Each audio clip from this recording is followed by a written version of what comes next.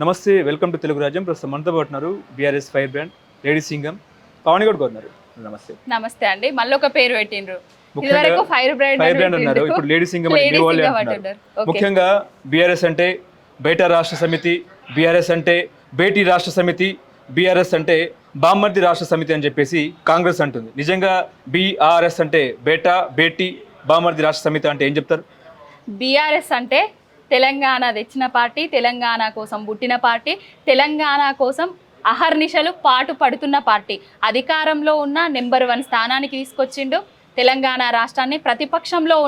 ప్రతిపక్షం ఉన్న పార్టీగా, ప్రజల తరపున ప్రశ్నిస్తున్న పార్టీగా నిలుస్తున్నది. ప్రజల కోసం, ప్రజల చేత ఎన్నుకోబడ్డ పార్టీ బీఆర్ఎస్ పార్టీ. బేటా, బామ్మర్ది అది ఇది కాదు.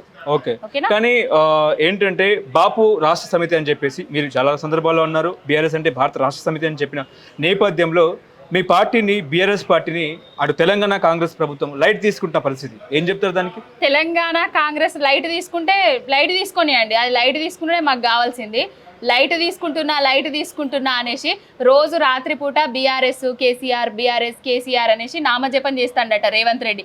కాంగ్రెస్ పార్టీ ఎప్పుడు లైట్ తీసుకుంటుందండి? కాంగ్రెస్ పార్టీకి ముచ్చెమటలు పట్టిస్తున్నది బీఆర్ఎస్ పార్టీ. కాంగ్రెస్ పార్టీ వైఫల్యాలను ఎత్తి చూపిస్తున్నది బీఆర్ఎస్ పార్టీ. కాంగ్రెస్ పార్టీకి అసలు నీడ లేకుండా చేసేది కూడా ఫ్యూచర్లో బీఆర్ఎస్ పార్టీ తెలంగాణలో. ఓకే, బీఆర్ఎస్ పార్టీ 3 వర్గాలుగా చీలే అవకాశం ఉంది అని చెప్పేసి రకరకాల వార్తలు, ఊహాగానాలు వినిపిస్తున్న నేపథ్యంలో అసలు బీఆర్ఎస్ పార్టీలో ఏం జరుగుతుంది? నిజంగా టీఆర్ఎస్ పార్టీ, బీఆర్ఎస్ పార్టీ 3 వర్గాలుగా చీలే అవకాశం ఉందంటారా? ఇప్పుడు 3 వర్గాలు కాదు, 33 వర్గాలుగా చీలుతాయి అని చెప్పుకోండి. 33 జిల్లాలల్లా మెడికల్ కాలేజీని తీసుకొచ్చారు కదా బాపు కేసీఆర్ గారు. అవి మర్చిపోయి 3 వర్గాలుగా చీలుతుంది, 4 వర్గాలుగా చీలుతుంది, 5 వర్గాలుగా చీలుతుంది. అధికారంలోకి రావడానికి బాపు కేసీఆర్ గారి మీద, కవితక్క మీద, కాళేశ్వరం ప్రాజెక్టు మీద లేనిపోని దుష్ప్రచారాలు చేశారు.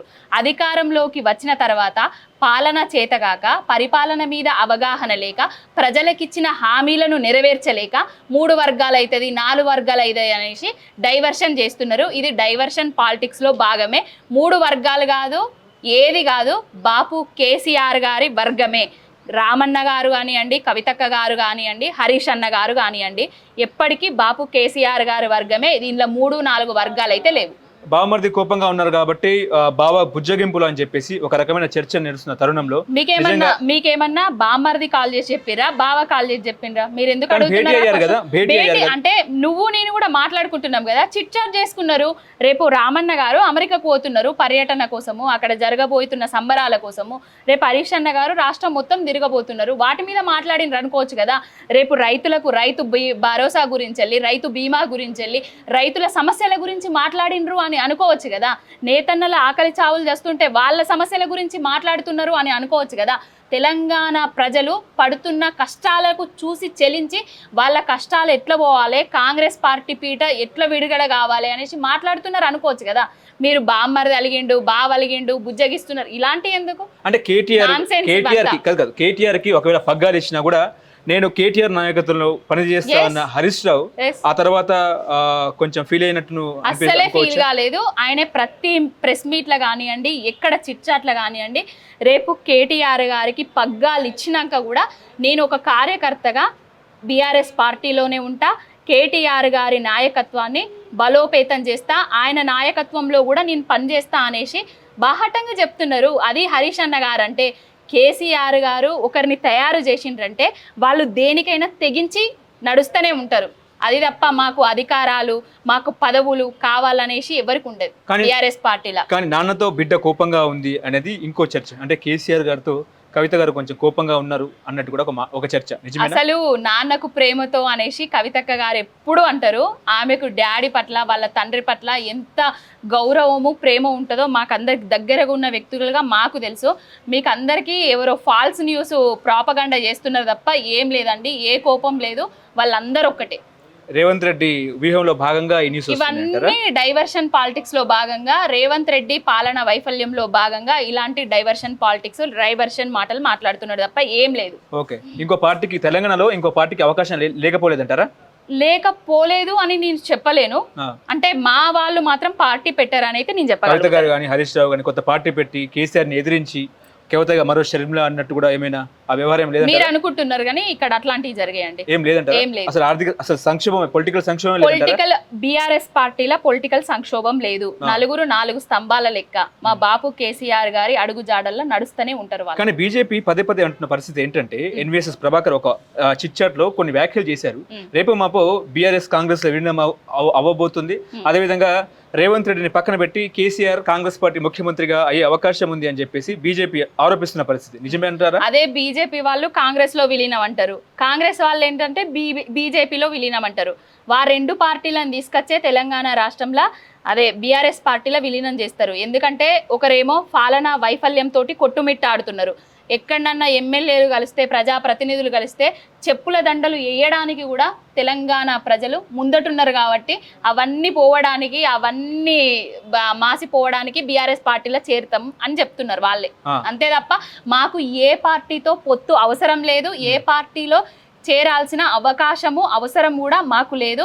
ఇంకొకసారి ఇవ్వడాన్ని అంటే మాత్రం పొట్టు దంచుతాం. ఓకే, అంటే అది వాళ్ళ ఊహకే వదిలేస్తారా మీరు? అంతే వాళ్ళ ఊహకే. ఇదివరకే చెప్పినాం మేము, ఒక ప్రెస్ మీట్ లో కూడా నేను చెప్పడం జరిగింది. బీజేపీలో బీఆర్ఎస్ విలీనం అంటే చెప్పు తీసుకొని దంతామని చెప్పినాం. అంటే బీఆర్ఎస్ కాంగ్రెస్ విలీనం అని చెప్పి అసలు కాంగ్రెస్ లో ఏ పార్టీలో మాకు విలీనం కావాల్సిన అవసరం మాకేంటండి? బీఆర్ఎస్ పార్టీ ప్రతిపక్షంలో ఉన్న ప్రజలు ప్రతి సమస్యకు మా దగ్గరికి వస్తుంటే మేము వేరే పార్టీలో విలీనం ఎందుకైతాము?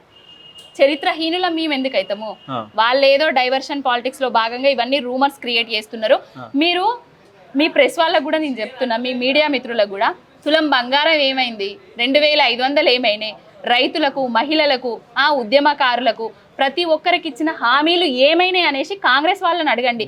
మీరు డబ్బులు అంటే 10 ఏళ్లల్లా ఆర్థికంగా జిఎస్డిపిలా జీడిపిలా నెంబర్ 1 స్థానంలో ఉన్న తెలంగాణ రాష్ట్రము, అన్నపూర్ణ నా తెలంగాణ రాష్ట్రం అని పరిపాలించిన రాష్ట్రం ఎందుకు చితికిలబడ్డది? ఎవరి వైఫల్యం వల్ల చితికిలబడ్డది? బాపు కేసీఆర్ గారు కరోనా లాంటి కష్టకాలంలో కూడా రైతు బందేసిండ్రు. మరి వీళ్ళు ఎందుకు రైతు భరోసా చక్కగా ఇస్తలేరు? రైతు బీమా కరెక్ట్గా అమలు చేస్తలేరు?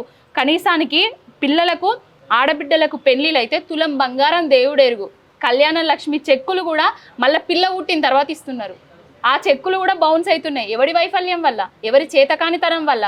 బాపు కేసీఆర్ గారికి ఎట్లా సాధ్యమైంది ఇన్ని పథకాలు ఇవ్వడము? వీళ్ళకి ఎందుకు అసాధ్యమవుతున్నది? అదొకసారి మీరు ఆలోచించుకోండి. రేవంత్ రెడ్డిని కోసుకున్నా కూడా డబ్బులు ఇవ్వాలని పరిస్థితి అని చెప్పేసి, కోసుకున్న డబ్బులు లేని దగ్గర 200 కోట్లు పెట్టి ప్రపంచ సుందరి మనలను తీసుకొచ్చి వాళ్లకు లక్ష రూపాయలు పెట్టి ప్లేట్లల్లో భోజనాలు పెట్టి, వెండి పళ్ళాలు పెట్టి, వెండి తాంబాలాలు పెట్టి, నీళ్ళు ఇచ్చి, కాళ్ళు కడిగి, ఇవన్నిటికి పైసలు ఎక్కడి నుంచి వస్తున్నాయి? కోసుకున్న, కారం పెట్టినా, తిన్నా పైసలు లేవన్న దగ్గర కమిషన్ల కోసమేమో పైసలు వస్తాయి. ఇలా 200 కోట్లు పెట్టి 100 కోట్లు నొక్కి వాళ్ళ కమిషన్ల కోసం పైసలు వస్తాయి.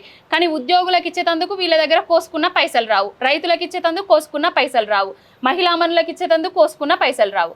కమిషన్ల కోసం కకృతి పడుతూ ఏ విధంగా ఎండ్లనైతే కమిషన్లు దొరుకుతాయో అలాంటివి అమలు చేసుకుంటూ పోతున్న పార్టీ కాంగ్రెస్ పార్టీ, కమిషన్ల పార్టీ. ఓకే, కమిషన్ అంటే గుర్తొచ్చింది. ఇటీవల కొండా సురేఖ చేసిన వ్యాఖ్యలు ఎట్లా చూస్తారు?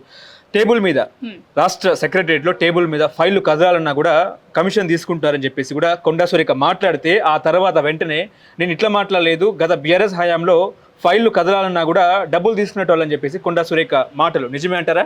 నేను ఇట్లా మాట్లాడలేదు, అట్లా మాట్లాడినా అని చెప్పేది కొండా సురేఖ అక్క, మన కొండక్క, మన అందరికీ తెలుసు.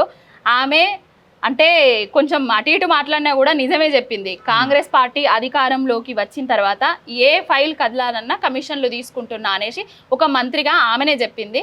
మనకు అందరికీ తెలుసు కూడా. కాంగ్రెస్ వచ్చిన తర్వాత ఎక్కడన్నా డబ్బా పెట్టుకోవాలన్నా కమిషన్ కావాలి, ఎక్కడన్నా టిఫిన్ అమ్ముకోవాలన్నా కమిషన్ ఇవ్వాలి, ఎక్కడన్నా ఒక పేదోడు పండ్ల బండి పెట్టుకోవాలన్నా కూడా కమిషన్ ఇవ్వాలి.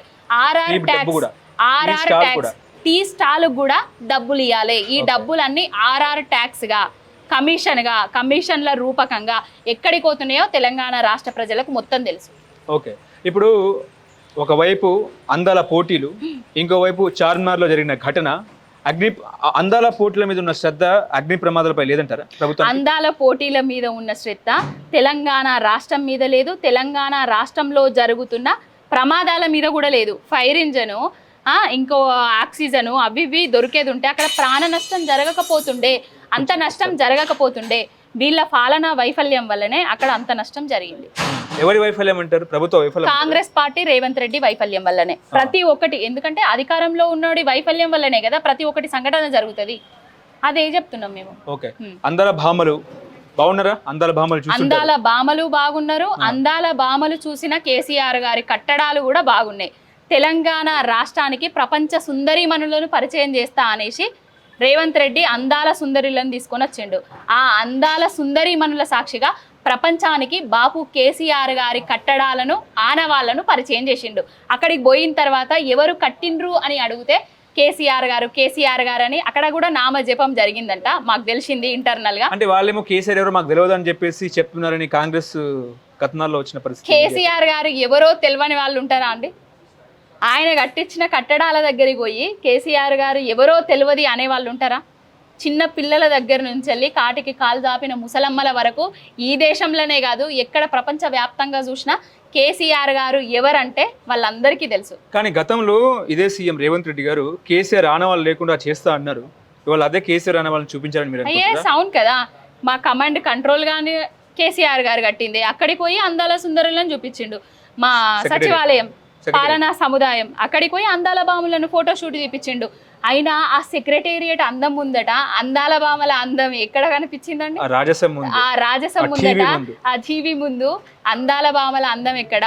అందాల భామల అందం కూడా ఇట్లా కిందికి దిగదుడుకుగా మారిపోయింది అక్కడ. ఓకే, ఇప్పుడు పుష్కరాలు తెలంగాణలో కాళేశ్వరం పుష్కరాలు ప్రతిష్టాత్మకంగా నిర్వహిస్తుంటే మీరు ఎందుకు వెళ్ళట్లేదు? కాళేశ్వరం పుష్కరాలకు ముందే నేను మంత్లీ వన్స్ కాళేశ్వరం వెళ్ళి దైవ దర్శనం ఎక్కువ నేను డెవోటీ కాబట్టి దైవ దర్శనం చేసుకొని వచ్చిన. కాళేశ్వరం పుష్కరాలకు నేను ఇంకా ఎందుకు పోలేదంటే ఇంకా టైం ఉంది, నేను వెళ్తాను. కానీ ఇప్పటి వరకు కూడా పుష్కరాలలో 30 కోట్లు పెట్టి ఏం ఇచ్చిండ్రు, ఏం పెట్టిండ్రు? 30 కోట్లు పెట్టి 30 కోట్లు తీసుకుపోయి నీళ్ళల్లో గంగార్పణం చేసిండ్రు. కనీస సౌకర్యాలు లేవు అక్కడ. మహిళలకు కానీ అక్కడికి పోయిన వాళ్ళకి ఎవరికి కానీ బట్టలు చేంజ్ చేసుకోవడానికి కూడా కనీస సౌకర్యాలు లేవు తెలుసా? గంగా స్నానం చేసి మొత్తం మురికి నీళ్లు, ఏ కనీస సౌకర్యాలు లేకుండా పరిపాలిస్తున్న నాయకుడు కాంగ్రెస్ పార్టీ రేవంత్ రెడ్డి. ఓకే, కానీ కేసీఆర్ ఎందుకు వెళ్తలేరు అనేది చర్చ. కేసీఆర్ గారు కాళేశ్వరం కేసీఆర్ గారే కట్టిండ్రు. ఎందుకు వెళ్తలేరు అనే ముందట నీ మంత్రులకు నువ్వేం చేసినావు, మీరు ఎలాంటి చేసిండ్రు అక్కడ సౌకర్యాలు అనేది మీరు ఆత్మ విమర్శన చేసుకోండి. ఓకే, ఇప్పుడు నిన్న కొండారెడ్డిపల్లిలో మాట్లాడుతూ 2029 లోపు తెలంగాణలో మహిళలను కూడా కోటీశ్వరం చేస్తామని చెప్పేసి సీఎం మాట్లాడుతున్నారు. ఏం చెప్తారు దానికి? 2500 ముచ్చట అయిపోయింది, తులం బంగారం ముచ్చట అయిపోయింది, మళ్ళా 1 కోటి మంది మహిళలను కోటీశ్వర్లను చేస్తా అని చెప్తున్నాడు. 1,00,000 మందిని కాదు, ఊరికొక్కరినన్నా లక్షాధికారం చేయి రేవంత్ రెడ్డి. మహిళలకు ఇచ్చిన హామీలను నెరవేర్చే సోయి లేదు, తెలివి లేదు. స్కూటీలు ఇస్తా అన్నావు, ఫ్రీ బస్సు పెట్టి మాకే తన్నులాట గుద్దులాటం తీసుకొని వచ్చినావు. నువ్వు మహిళలకు చేసేదేం లేదు, తెలంగాణ ప్రజలకు ఇచ్చేదేం లేదు. నీ పాలన వైఫల్యం, నీ పాలన అందరు చూసిర్రు, ఇక చాలు అంటున్నారు. ఇక మూసుకొని గప్చుప్గా కూర్చో. ఓకే, ఇప్పుడు వరంగల్ సభ తర్వాత కేసీఆర్ పెహల్గాం గురించి మాట్లాడలేదు, అదేవిధంగా భారత్ వర్సెస్ పాకిస్తాన్ యుద్ధం మీద కూడా మాట్లాడలేదు అని చెప్పేసి ఒక రకమైన చర్చ. ఏం చెప్తారు దానికి? ఇప్పుడు చూసిండ్రు కదా ఇందాక కేసీఆర్ గారు బీఆర్ఎస్ పార్టీ ఖతమైపోయింది అనేసి మీరే అడిగినరు. మళ్ళీ ఇప్పుడు పెహల్గాం దాని మీద, ప్రపంచ యుద్ధం మీద, వాటి మీద మాట్లాడతలేరు అనేసి మీరే అనుకుంటున్నారు. ఇంకొకటి, భారతదేశానికి ఇలాంటి దుస్థితి రాకుండా ఉండాలంటే కేసీఆర్ గారి విజన్ ఉన్న నాయకుడు జాతీయ నాయకత్వంలో ఉండాలి అనేది ప్రజలు కోరుకుంటున్నారు. ఎందుకు మాట్లాడతలేరు అని అనుకుంటున్నారు కదా, ఎందుకు మాట్లాడతలేరు అనేది వస్తున్నది. ఎందుకు యుద్ధం చేయలేదు మోడీ? ముందటికి పోయి వెన్నెందుకు చూపించిండు? ఎంతో మంది జవాన్లు చనిపోయిండ్రు కదా, మన ఆంధ్ర బిడ్డ కూడా చనిపోయిండు కదా. ఆ చనిపోయిన తర్వాత కూడా యుద్ధం ఎందుకు చేయలేకపోయిండు? ట్రంప్ దగ్గర ఎందుకు మోకరిల్లిండు? దాని గురించి మాట్లాడండి, ఓకేనా? ఇప్పుడు బీఆర్ఎస్ పార్టీ నాయకులు ఎందుకు అమెరికా పర్యటన చేపడుతున్నారంటే ఏం చెప్తారు? మాకు 1,00,000 ఉంటాయి, మాకు అక్కడ అభిమానులు ఉంటారు. మాకు 1,00,000 ఉంటాయి, మాకు అక్కడ అభిమానులు ఉంటారు. మాకు ప్రపంచ వ్యాప్తంగా అభిమానులు ఉంటారు. మాకు అక్కడ ప్రోగ్రామ్ జరగబోతుంది, రజతోత్సవ ఉత్సవాలు జరగబోతున్నాయి. అందుకే ఓకే, ఏంటండి ఇవాళ ఒక చర్చ ఏంటంటే బర్నింగ్ ఇష్యూ, కేసీఆర్ కి కాళేశ్వరం నోటీస్ అని చెప్పేసి ఒక చర్చ నడుస్తుంది. ఏం చెప్తారు? కేసీఆర్ అరెస్ట్ చేసే అవకాశం ఉందంటారా? కాళేశ్వరం స్కామ్ లో పాడిందే పాడరా పాసు వల్ల దాసిగా లెక్కున్నది. ఇది అధికారంలోకి రాకముందు కాళేశ్వరం మీదనే పిచ్చి కూతలు కూసిండ్రు. అధికారంలోకి వచ్చిన తర్వాత కూడా అదే కారు కూతలు కూస్తున్నారు. ఇది ఏదైతే జరిగిందో ఇవన్నీ సంఘటనలు డైవర్ట్ కావడానికే కేసీఆర్ గారు కాళేశ్వరంది అది ఇది అనేసి ముందట పెట్టుకుంటారు తప్ప ఏం లేదు. అందులో ఏదైనా అవినీతి జరిగేది ఉంటే ఆయనకి ఎప్పుడో శిక్ష పడుతుండే. పార్లమెంటు సాక్షిగా కేసీఆర్ గారి కాళేశ్వరం ప్రాజెక్టును ఆనాటి కేంద్ర మంత్రులే కొనియాడిండ్రు. అదంతా మర్చిపోతామా మనము? ఎవ్వరు ఏమన్నా అవునన్నా కాదన్నా కూడా ప్రపంచంలోనే అతిపెద్ద లిఫ్ట్ ఇరిగేషన్ ప్రాజెక్టు కట్టి తెలంగాణకు సస్యశ్యామలం చేసింది బాపు కేసీఆర్ గారు. కాళేశ్వరం నీళ్లున్నప్పుడు నీళ్ళు వచ్చినప్పుడు తెలంగాణ ఎట్లుండే, కాళేశ్వరం నుంచి నీళ్లు బంద్ అయిన తర్వాత తెలంగాణ ఎట్లయిపోతుంది అనేది ప్రతి ఒక్కరు గమనిస్తూనే ఉన్నారు. ఓకే, అంతా సాల్వ్ అయిపోయినట్టు ఏంటండి కాళేశ్వరం వ్యవహారం అనేది కాంగ్రెస్ ప్రభుత్వం పట్టుకున్న పరిస్థితి. అంటే కాంగ్రెస్ ఎప్పుడు వైఫల్యం జరుగుతున్నప్పుడు కాళేశ్వరం అంటది. కాంగ్రెస్ పార్టీ వైఫల్యాలు బయటికి కనబడకుండా ఉండడానికి కాళేశ్వరం ప్రాజెక్టు ముచ్చట తీస్తుంది తప్ప ఏం లేదు. ఒక పిల్లర్ కుంగింది, ఆ కుంగిన దానికి అది ఎలక్షన్ల ముందే ఎందుకు గుంగిందో, అక్కడ బాంబు లాంటి శబ్దాలు ఎందుకు వినిపించినాయో అవన్నీ పక్కన పెడితే అక్కడ పిల్లర్ కుంగిన దానికి కొంచెం రిపేర్ చేసి తెలంగాణ ప్రజలందరికీ నీళ్ళు ఇవ్వాలి. కానీ రిపేర్ చెయ్య శాతగానోడు, అసలు ఒక పిల్లర్ కూడా కట్టలేనోడు ఇప్పుడు కేసీఆర్ గారి మీద కాళేశ్వరం ప్రాజెక్టు మీద మొరుగుతాడు. ఆ కాళేశ్వరం సాక్షిగానే, ఆ శివుడు సాక్షిగానే రేవంత్ రెడ్డికి ఏ శిక్ష పడాలో ఆ శిక్ష పడుతుంది తొందరలోనే. ఓకే అండి, నమస్తే. హలో, తెలుగు రాజ్యం ఛానల్ చూస్తున్నారా? సామాజిక రాజకీయ జీవన చిత్రణే తెలుగు రాజ్యం.